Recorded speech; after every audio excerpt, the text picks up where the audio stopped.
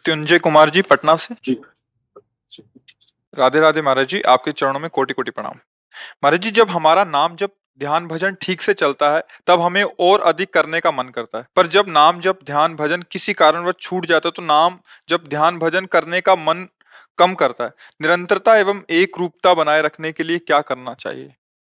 को जब तक पूर्व के हमारे अशुभ नष्ट नहीं हो जाते तब तक मल विक्षेप आवरण, ये तीन जो भगवत प्राप्ति में बहुत बाधक है, ये अपना प्रभाव दिखाते रहते हैं। माया रचित तीन गुण है, सतोगुण रजोगुण तमोगुण। जब हम भजन करना प्रारंभ करते हैं तो मन को अच्छा नहीं लगता। वो तो हम सुन के श्रद्धा करके भावना करके उसे करवाना चाहते हैं, पर उसे अच्छा नहीं लगता। उसको अगर छूट दे दी जाए तो उसको अच्छा लगता है विषय भोग करना। मना खष्टान इंद्रियाणी प्रकृति स्थान कर सती, भगवान कहे। पांच ज्ञान इंद्रियों के साथ मन विषयों में जाना अच्छा समझता है। ये देख लूं, ये सुन लूं, ये भोग लूं, ये सूंघ लूं, ये छू लूं, ये खा लूं, ऐसी वृत्तियों में ये विचरण करता रहता है। और पूर्व में जो हमने इन विषयों को भोगा है, उनके संस्कार हमारे अंदर है। उनको जो धर्मयुक्त भोगा है तो और भोगने की इच्छा है, अधर्मयुक्त भोगा है तो पापाचरण के साथ वो विराजमान है। जब आप नाम जब शुरू करते हैं तो वो नष्ट होना शुरू होते हैं। अब मन को विचलता पैदा होती है क्योंकि उसका अभ्यास विषय चिंतन का है, विषय भोगों का है। अब जब अगर हमारा मन मानो 1 घंटा हम भजन करने और हमारा मन भजन में लग रहा है तो हम काफी पवित्रता अपने हृदय को दे पाए हैं। चाहे पूर्व से आई हुई पवित्रता हो या अभी वर्तमान के भजन की पवित्रता हो, भजन हुआ है तभी मन लगने लगा। अब मन जैसे लग रहा है और फिर वो एकदम उचाट कर जाता है, विषय सेवन में चला जाता है, फिर नहीं लगता है।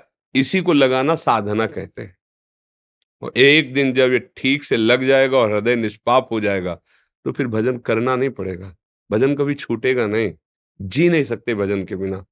जैसे मछली जल के बिना तड़पने लगती है, तद विस्मरणेन परम व्याकुलते थी। ऐसे प्रभु का नाम छूटने का आभास हुआ, छूटा नहीं, आभास मात्र हुआ तो प्राण व्याकुल हो जाए। ऐसा कैसे हो सकता है?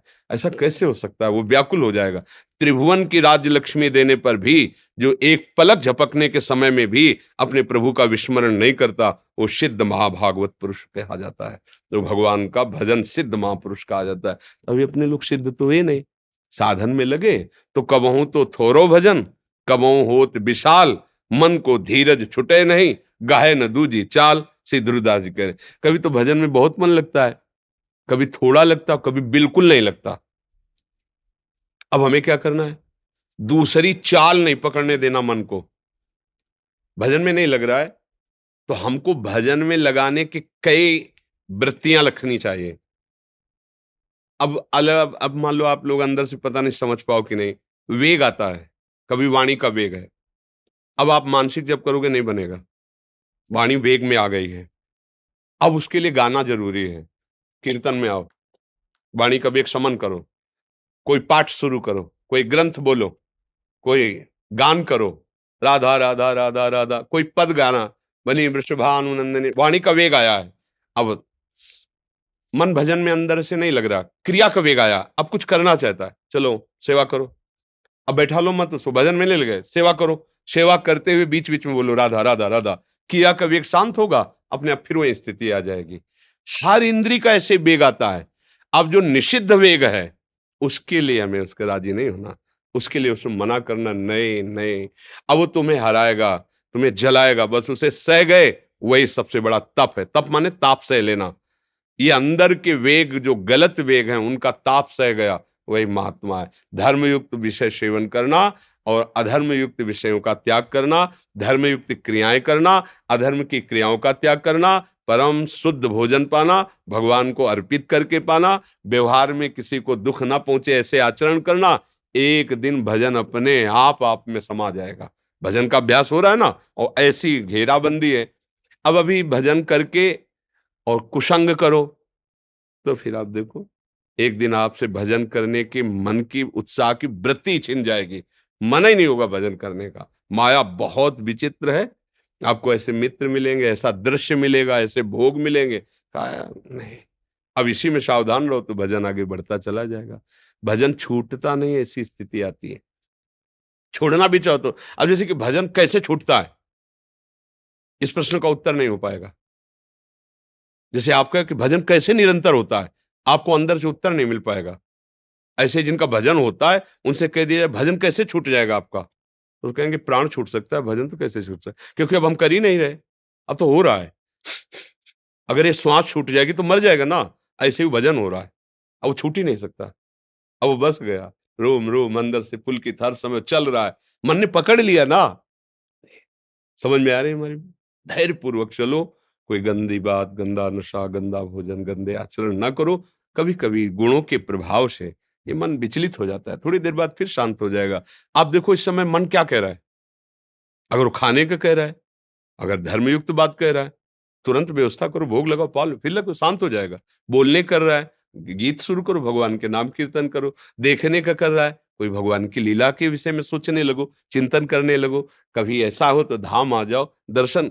कभी कभी ऐसे वेग आते हैं जो उनको हमें सपोर्ट करना चाहिए, कभी कभी ऐसे वेग आते हैं जो हमारा नाश करने वाले होते, हमें उनका सपोर्ट नहीं कर, इतनी सावधानी रखें। क्योंकि देखो जैसे हमें घोड़े को अधीन करना है, तो हर बार चाबुक और खिलाफत से ही नहीं चलेगी। थोड़ा उसको चारा पाओ, हाथ भी फेरो, थोड़ा दुलार करो। ऐसे ही इस मन को भी है, एक जंगली घोड़े की तरह मन है, इसको अपने बस में करना है, तो इसकी वो बात माननी जो अनुकूल है धर्म के, प्रतिकूल बात नहीं माननी। प्रतिकूल के लिए तुम्हें चाबुक है, देखना इंद्रियों के न घोड़े भगे, रात दिन इनमें संयम के कोड़े लगे। और जो अनुकूल बात है फिर से दे देते हैं, आज ये देख ले, आज ये खा ले, आज ये पी ले। जो धर्म युक्त है, चल भाई चल, तू इतनी बात मान, फिर मेरी बात में आ, 2 घंटे माला चला, भजन कर, ये सहयोग करने लगेगा। पर अधर्म युक्त प्रेरणा को स्वीकार न करे। समझ में आ गई? डॉक्टर शालिनी गुप्ता जी, मुरादाबाद से। राधे राधे श्री हरिवंश। राधे राधे महाराज जी, आपके चरणों में कोटि कोटि प्रणाम। महाराज जी, मैं विगत 28 वर्षों से निराकार पद्धति से एकनिष्ठ उपासक थी। विगत 1 वर्ष से ईश श्री कृष्ण रूप में परिणित हुए एवं निरंतर वृंदावन वास मिला, जिसके कारण भक्ति रस में एक साथ कई गुना वृद्धि हो गई। महाराज जी, मैं बस ये पूछना चाह रही थी कि निराकार एवं साकार पद्धति को एक साथ भक्ति में संभव है? सब भक्तों के अंदर दोनों भाव होते हैं, समझो पहले। सबके हृदयों में बैठा है, वो कौन है? अव्यक्त परमात्मा बैठा है, अव्यक्त दिखाई। ये रूप तो साकार है, आकार तो ये है, आकार तो ये देख रहे हो ना, लेकिन इसी आकार में वो निराकार समाया हुआ है। उसका कोई आकार है? ये उसके आकार थोड़ी है, समझ रहे हो ना? ये उसके आकार नहीं है, ये मायाकृत है। पर मायाकृत आकारों में जो समाया हुआ है वो निराकार है। जो आकार हमारा आप देख रहे हैं ना, ये पांच भौतिक है, वही निराकार जब कोई त्रिगुण माया पर विजय प्राप्त करके भजन के द्वारा उसे रिझा लेता है, तो अगर वो तत्व रूप में अनुभव करना चाहता है तो मोक्ष को प्राप्त हो जाता है, और प्रेम रूप से अनुभव करना जाता है तो वही तत्व सच्चिदानंद वपु धारण करता है। ये आकार नहीं है, मायाकृत आकार नहीं उसका। चिदानंद में देह तुम्हारी, जो आत्म तत्व है, निर्विकार तत्व है, वही फिर राम रूप, कृष्ण रूप आदि जो हम भावना करते हैं, उसी रूप से चिदानंद में देह तुम्हारी, विगत विकार जान अधिकारी, परम ब्रह्म तत्व में स्थित निराकार तत्व के परम ज्ञाता अनुभवी श्री जनक जी महाराज जब आकार रूप में भगवान राम को देखा, तब विश्वामित्र जी से कहते, इन्हीं बिलोकत अति अनुरागा, बरबस ब्रह्म सुखई मन त्यागा। निराकार तत्व में स्थित मेरा मन राम रूप को देख करके बरबस त्याग करके इस राम रूप में, ये क्या चमत्कार हो रहा है, क्या ये? तो विश्वामित्र जी इशारा किए तो राम जी ने कि हम नर लीला कर रहे, तब कहा हाँ महाराज दशरथ के पुत्र हैं, हमारी यज्ञ रक्षा के लिए आए। और जनक जी हैं कौन? सुखदेव जी जैसे महापुरुष के गुरु। तो समझ रहे हो, निराकार तत्व में और आकार तत्व में कोई भेद नहीं है। तत्व में भेद, जैसे जल और बर्फ में क्या भेद है? कोई भेद नहीं ना। जल मानो एक निराकार है, और बर्फ, उसको जल ने जब आकार धारण किया तो अगर जानने वाला है तो दोनों को जल रूप ही देख रहा है ना। बर्फ क्या है, थोड़ी देर रखे रहने तो जल हो जाएगी। जल क्या है, उसको अति शीतलता में रख दिया, हो आकार रूप हो गया। भक्तों की प्रार्थना से भगवान आकार धारण करते हैं, वो वही निराकार है, वही साकार, कोई अंतर नहीं। हम साकार उपासक हैं, लेकिन सब जगह क्या देख रहे हैं? मेरा ही प्रभु विराजमान है। चींटी के अंदर भी, तो चींटी के अंदर ललित त्रिभंगी कैसे दिखाई देंगे? तत्व रूप में सर्वत्र प्रभु हैं, आराध्य रूप में प्रिया प्रीतम के रूप में हमारे सामने। तो हो गया ना, इसमें कोई भेद थोड़ी। जहां पूरा ज्ञान नहीं होता, अधूरा होता, वहां लड़ाई झगड़ा होता है। ये निराकार उपासक, ये साकार उपासक, ये ऐसा वो ऐसा। वो पूर्ण है। जब आपको बोध होगा तो निराकार साकार जड़ चैतन्य द्वैत अद्वैत परा अपरा सब बोध हो जाएगा। कुछ बकाया नहीं रहेगा, सब समझ में आ जाएगा। और सबका निर्णय एक ही आएगा, एको ब्रह्म द्वितीयो नास्ति, दूसरा कोई नहीं है। बस समझ में आ गए। और मीरा जी क्या बोल रहे हैं? देखो, वेदांत निराकार तत्व का वर्णन करने वाले क्या बोल रहे हैं? एको ब्रह्म द्वितीयो। इसी की टीका मीरा जी कह रहे हैं प्रेम में, मेरे तो गिरधर गोपाल। अब बोलो क्या अंतर है? एको ब्रह्म द्वितीयो नास्ति और मेरे तो गिरधर गोपाल दूसरों ने कोई, इसका इसमें क्या अंतर है? आप बोलो, कोई अंतर है? बस यही है उपासना। जब आप उस स्थिति पर पहुंचेंगे, ब्रह्म नहीं, माया नहीं, नहीं जीव नहीं काल, वो अपनी सुधि न रही, एक रहो, हो गई ना, पूर्णता हो गई। तो ये बात है। मस्त रहो, मस्त रहो, बहुत बढ़िया अवसर है, निकल चलो। जैसे हवा अनुकूल मिल जाए ना, तो भंवर में फंसने का भय नहीं रहता। निकल चलो, अनुकूल हवा है, श्री जी की बड़ी कृपा है, सत्संग मिल रहा है, साधु संग मिल रहा है, निकल चलो माया से। नहीं तो ऐसे फंसा के मारती है कि निकलना कठिन हो जाता है। माधव जी हांसी से। ठीक है। राधे राधे महाराज जी, आपके चरणों में कोटि कोटि प्रणाम। महाराज जी, हांसी हरियाणा में एक शेषावतार श्री लक्ष्मण जी का मंदिर है। पिछली कई पीढ़ियों से हम इस स्थान की सेवा में लीन हैं और हमारे पुण्य कर्मों और पूर्व जन्मों के कर्मों के कारण हमें भी इस स्थान की सेवा का सौभाग्य प्राप्त है। महाराज जी, बचपन से ही माता पिता को ही गुरु मानकर वो उनकी आज्ञा का पालन करते हुए मंदिर से जुड़े कार्य पूजा पाठ नाम जप करते रहे। अब दोनों ब्रह्मलीन हो गए। महाराज जी, इनका संशय है कि जो वहाँ दान आदि चढ़ता है, तो महाराज जी क्या उसको किस रूप में ग्रहण करूं और करूं या ना करूं, बहुत संशय में है ऐसा। ऐसे रहते हैं हमारे जिस- अब आप कह रहे हो हमारे कुल परंपरा से पूजा होती चली आ रही, तो हाँ, तो जैसे हमें विचार ये करना है कि हमारे ब्रजजन, ब्रजवासी जन जो है, जो कुल परंपरा से ठाकुर की सेवा में है, अब पूरा परिवार उन्हीं की सेवा में है और कोई व्यापार नौकरी कुछ तो हो नहीं रहा, तो फिर उन्हीं की जो प्रसादी अर्थ है, प्रसादी सामान, उसी से उनके परिवार का पोषण होता है। तो अगर प्रभु हमारे जीवन धन है, तो जीवन पोषण करने वाले भी वही हैं।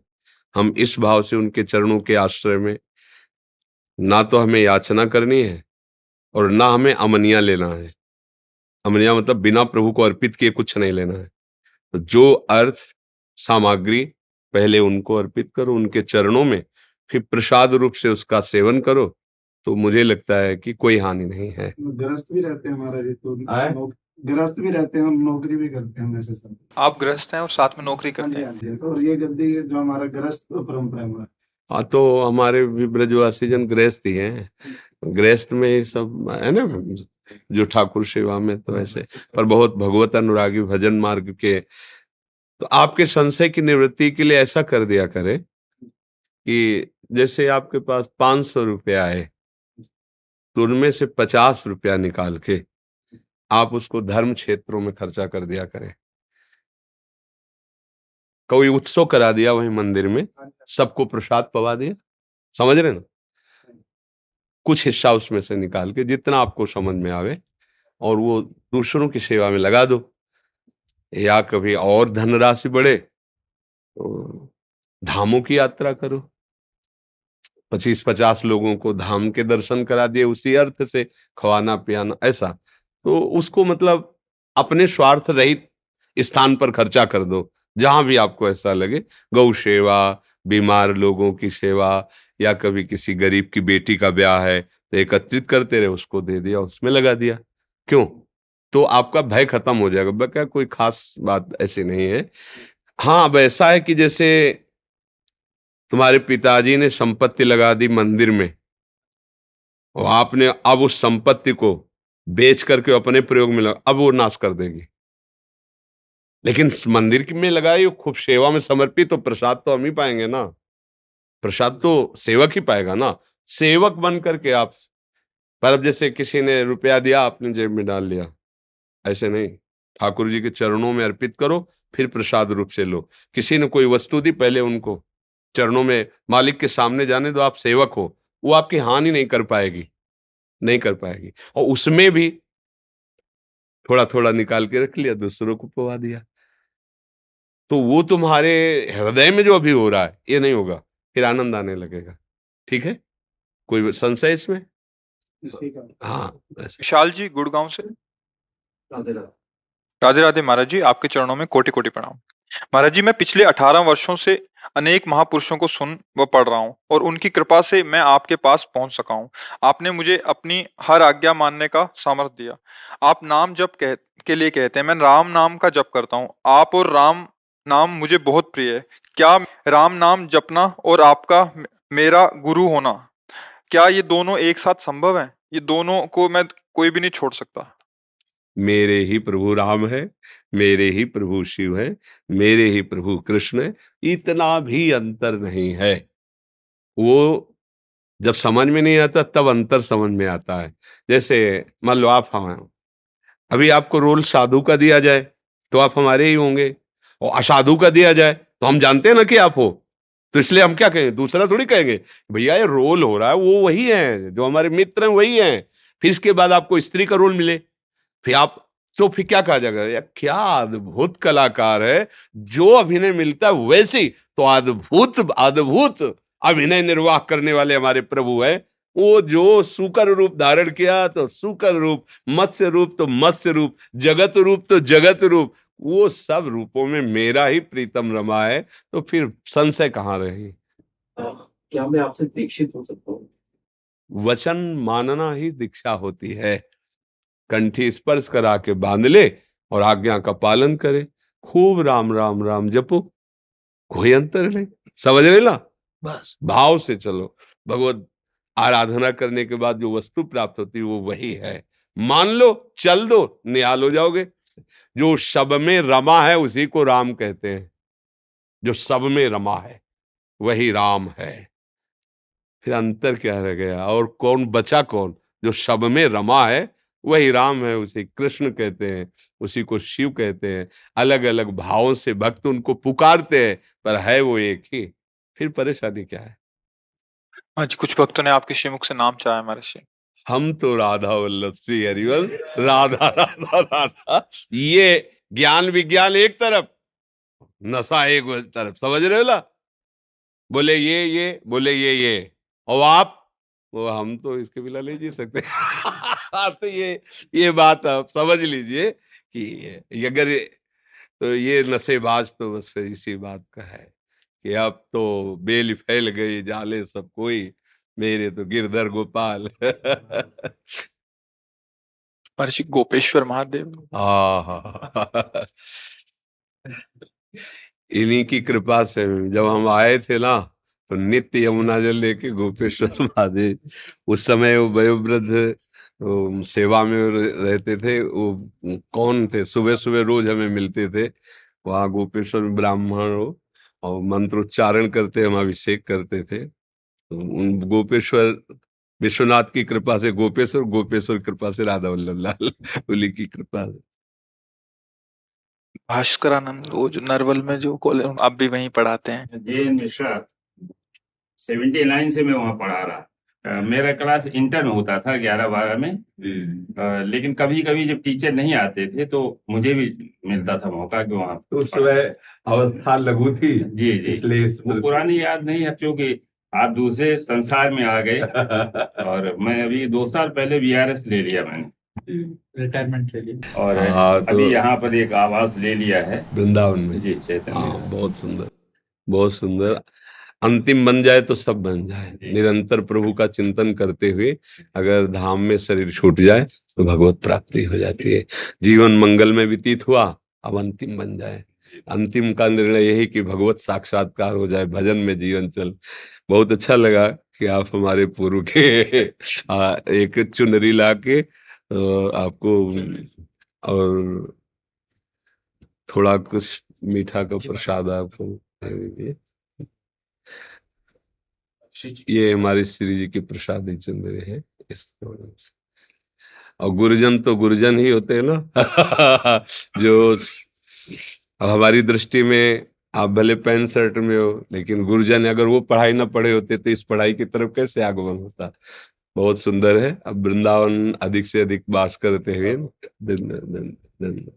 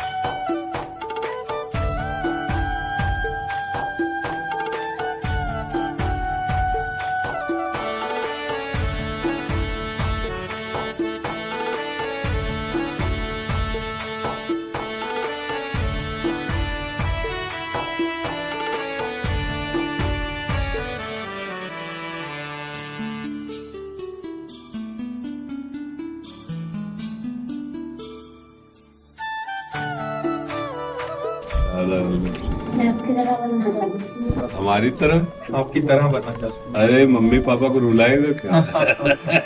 मम्मी पापा भी आपकी शैली में राजा अपनी जिंदगी में भी बदल दी, राधा रानी ने बदल दी। अभी तो राधा राधा तुम जपो, ठीक है? मैं जब भी खेलता हूँ मैं राधा राधा जपता हूँ। जब मैं अपने दोस्तों के साथ खेलता हूँ तब भी मैं जपता हूँ, मैं पढ़ते हुए जपता हूँ, हर समय जपता हूँ। अच्छा, फिर हमारी तुम्हारी दोस्ती पक्की हो जाएगी, दोस्ती हो जाएगी तो फिर दोस्त दोस्त एक ही हो जाते हैं फिर, कि जैसे हम है वैसे तू। मैं सिर्फ मैं कुछ नहीं करना चाहता, बस मैं अपना मैं राधा जी के चरणों में करना चाहता हूँ।